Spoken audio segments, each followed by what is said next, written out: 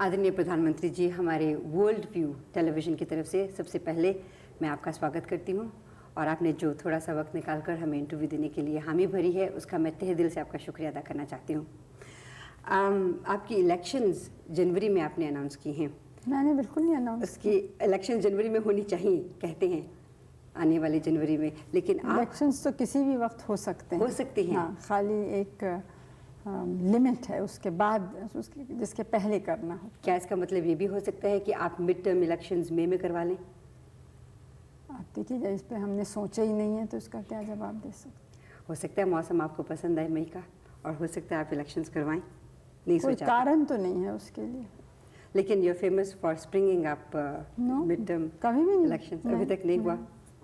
आप मैं पिछले कोई दो हफ्तों से यहाँ वैंकूवर से आई हुई हूँ और देख रही हूँ, अखबारों में पढ़ रही हूँ, पंजाब स्थिति के बारे में आप सारी सरकार भी बहुत चिंतित है, लोग बहुत चिंतित हैं, ख़ासतौर पे बाहर वैंकूवर के इलाके में जो हमारे पंजाबी भाई बहन रहते हैं वो भी बहुत चिंतित हैं।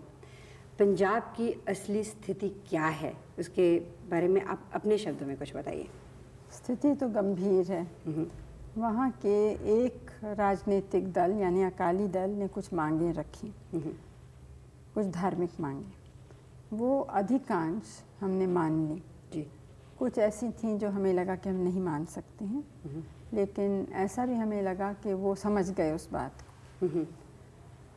एक मांग ऐसी थी जो हमसे संबंधित इतनी नहीं थी, और वो दूसरे कुछ राज्य हैं भारत के, वहाँ के, और वहाँ के गुरुद्वारों के जैसे अपनी कमिटीज़ या बोर्ड्स हैं उनका था।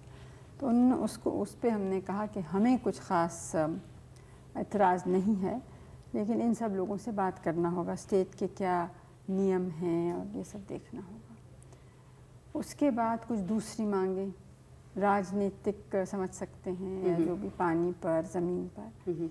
अब वो दूसरे राज्यों से संबंधित हैं जो आसपास के पड़ोस के राज्य हैं, तो जब तक वो भी राज़ी नहीं होंगे तब तक हम तो कुछ कह नहीं सकते। 2 दफ़े ऐसा एक अवार्ड या निर्णय हम दे चुके हैं। अच्छा। अब वो माना नहीं गया। अच्छा। तो अकेले फिर से दें तो उसका कुछ उससे चीज़ सुलझेगी कि नहीं, ये कह नहीं सकते।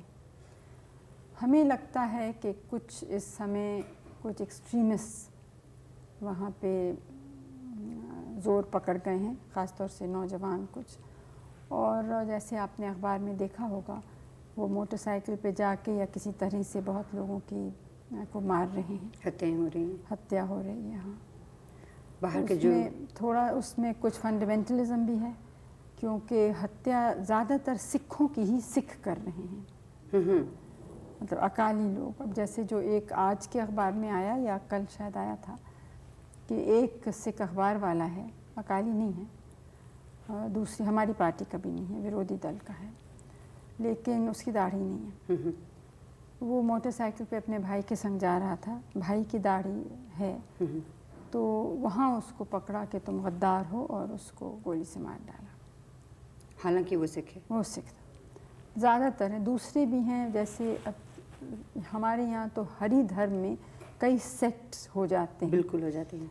तो अब निरंकारीज हैं कुछ, वो सिख तो पक्के हैं, लेकिन सिख होने के ऊपर वो उनकी ऐसी एक संस्था है जिसमें दूसरे लोग भी हैं, हिंदू, मुस्लिम, ईसाई, जो हर एक अपने धर्म का पालन करता है, लेकिन ये लोग संग मिलते हैं, आप उसको कह सकते हैं नेशनल इंटीग्रेशन की भावना से, या ये कि मिल के मेडिटेशन करते हैं, ऐसी प्रार्थनाएं करते हैं जिसमें सब जुड़ सकें। इसके माने नहीं कि अपना धर्म छोड़ा, लेकिन अपना धर्म भी है और उसके ऊपर कुछ चीज़ है जो दूसरों को से मिल के कर सकते हैं।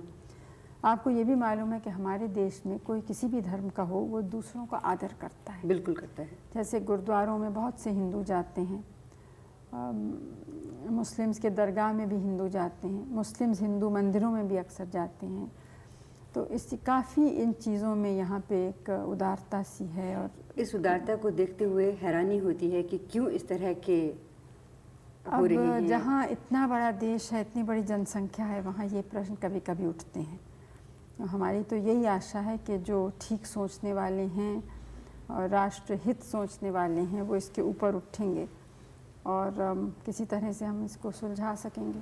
बाहर रहने वाले जो भारतीय हैं, क्या आपके विचार में इसमें कुछ मदद कर सकते हैं? क्योंकि वो बहुत ज़्यादा एंक्शस हो जाते हैं, बहुत ज़्यादा अपसेट हो जाते हैं जब इस तरह की वो खबरें पढ़ते हैं, सुनते हैं, देखते हैं। उनका क्या योगदान हो सकता है? योगदान तो ये है कि तो अफवाहें नहीं मानी, क्योंकि वैंकूवर के बारे में मुझे नहीं मालूम, लेकिन लंदन से कुछ आए थे लोग, उनका इतनी गलत बातें फैलाई जा रही थी पंजाब के बारे में जी।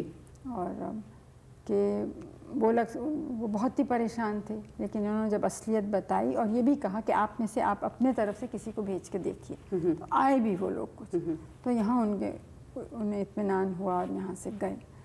क्योंकि ये बिल्कुल सच नहीं है कि सिखों के ख़िलाफ़ या अकालियों के भी ख़िलाफ़ कोई भी नाइंसाफ़ी है। ज़ाहिर है, बल्कि उसका उल्टा ही कह सकते हैं, क्योंकि वो औरों से कुछ ज़्यादा ही आगे बढ़े हैं अपने हिम्मत और योग्यता और क्षमता से, और ख़ास तौर से इसलिए कि वो मेहनत करने वाले लोग हैं। और आपने देखा है कि हमारे यहाँ ऊंचे ओहदे, छोटे ओहदे, हर जगह आप पाएंगे उन लोगों को, हर गांव में पाएंगे, हर प्रांत में पाएंगे। तो इसे ये बात कहनी बिल्कुल गलत है, लेकिन कुछ जो उनकी मांगे हैं, वो हमारा कहना ये है कि कोई भी मांग हो उस पर बातचीत हो, लेकिन मार काट या संविधान का अपमान करना या कोई ऐसी बात करना कि राष्ट्र के विरुद्ध में होती है, वो ठीक नहीं है। लेकिन अगर इस तरह से बातचीत लंबी होती चली गई तो ये मारकाट तो होती जाएगी। जिन लोगों को मारा जा रहा है वो तो बिल्कुल इनोसेंट है ना, वो बिल्कुल निर्दोष हैं, लेकिन बात लंबी क्या होगी, हम तो कुछ हद तक ही कर सकते हैं। ठीक है। तो इसलिए सबको सोचना है कि कितना हो सकता है, कितना नहीं। दूसरे लोग मुझसे नाराज़ हैं कि इतना क्यों मान लिया। हरियाणा में भी कुछ हुआ ना, तो उसका एक रिएक्शन हुआ ना, जो पंजाब में पहले हुआ था, उसका रिएक्शन अब उसको बड़ी मुश्किल से थामा है। तो इसे ये भी देखना है कि एक मांग मांगने से अगर और स्थिति बिगड़ती है तो किसी का लाभ नहीं होता है। आप जब दोबारा इलेक्शन के बाद आएंगे ऑफिस में, तो कौन से ऐसे कार्यक्रम हैं जिन पे आप ज़्यादा एम्फेसिस देंगी? अब देखिए, पहले तो जो चुनाव का क्या नतीजा होगा ये कोई पहले से कह नहीं सकता है। मान लीजिए आप आ जाती हैं। दूसरी बात यह है कि हमारी एक बहुत स्पष्ट और साफ नीति है, और वो नीति है कि अपने देश को हम मजबूत बनाएं। इसलिए नहीं कि किसी और को धमकी दें या किसी पर हम हावी होना चाहते हैं, दबाव डालना चाहते हैं, लेकिन इसलिए कि यहाँ की इतनी बड़ी समस्याएं हैं कि उनका समाधान करने के लिए हमें अपनी ताकत ही चाहिए। ये बहुत बड़ा देश है और इतने बड़ी जनसंख्या को कोई बाहर का मदद नहीं कर सकता। कितना भी धनी और बड़ा देश हो, वो हमें नहीं कर, हमें खुद ही अपने पैर पे खड़ा होना है। इसलिए हम ताकत चाहते हैं। अच्छा, अब ताकत कई तरह की, एक तो एक, इसके माने सबको एक होना चाहिए, अनेक धर्म, अनेक भाषाएं, अनेक प्रांत, जातियाँ। दूसरे ये कि गरीबी हटानी है, क्योंकि गरीबी एक तो वैसे भी दुख और शर्म की बात है, मानवता का प्रश्न है, लेकिन संग संग एक देश को कमज़ोर करने की चीज़ है। बिल्कुल। क्योंकि जो गरीब हैं वो अपनी ताकत या योग्यता देश के सेवा में नहीं डाल सकते। तो मुख्य काम तो हमारा ये है, देश को मजबूत बनाना और गरीबी दूर करनी। असल में तो मजबूत बनाना है ना, क्या जिसमें आज़ादी को हम अपने रख सकें। उसके लिए हमें सांप्रदायिकता भी हटानी है, अंधविश्वास भी हटाना है, गरीबी हटानी है, और गरीबी हटाने के लिए उत्पादन बढ़ाना है।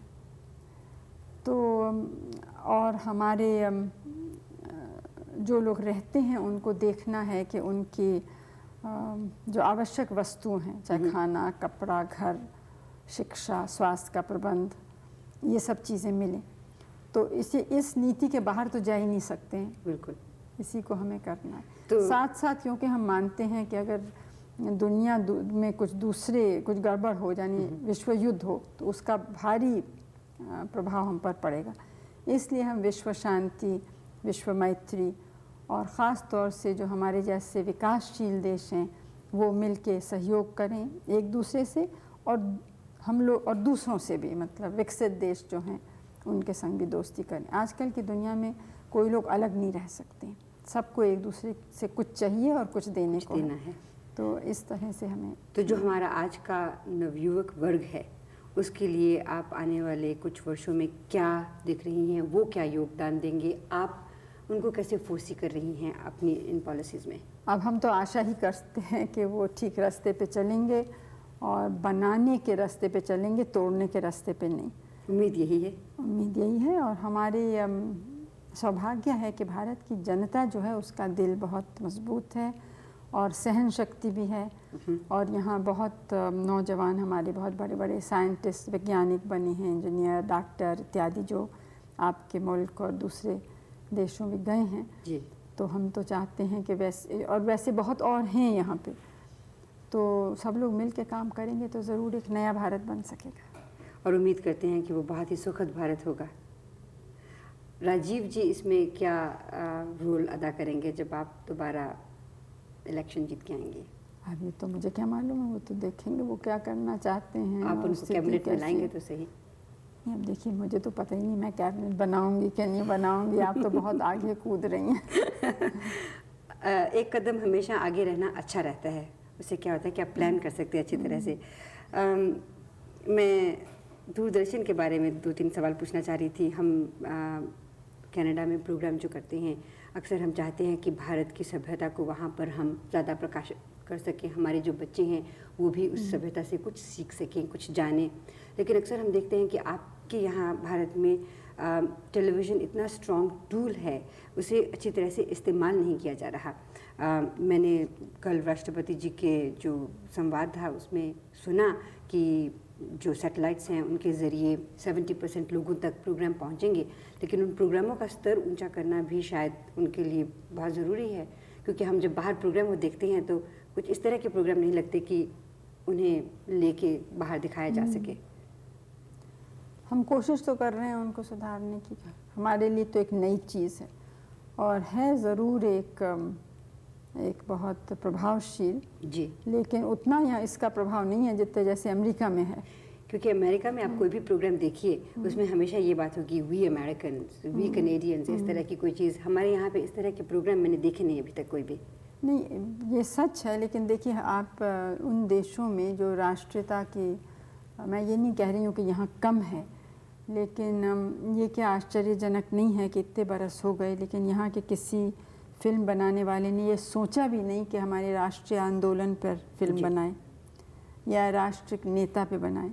बहुत से लोग शिकायत करते हैं कि गांधी फिल्म बाहर वाले ने क्यों बनाया, लेकिन यहाँ वाले ने किसी ने कभी कहा ही नहीं बनाने को। और कुछ थोड़ा बहुत हमने जब कोशिश भी की तो किसी ने ज़रा भी उसमें रुचि या दिलचस्पी नहीं दिखाई। इसका कारण क्या है? अब ये मुझे तो मालूम नहीं, तो फिल्म वालों से आप पूछ सकते हैं।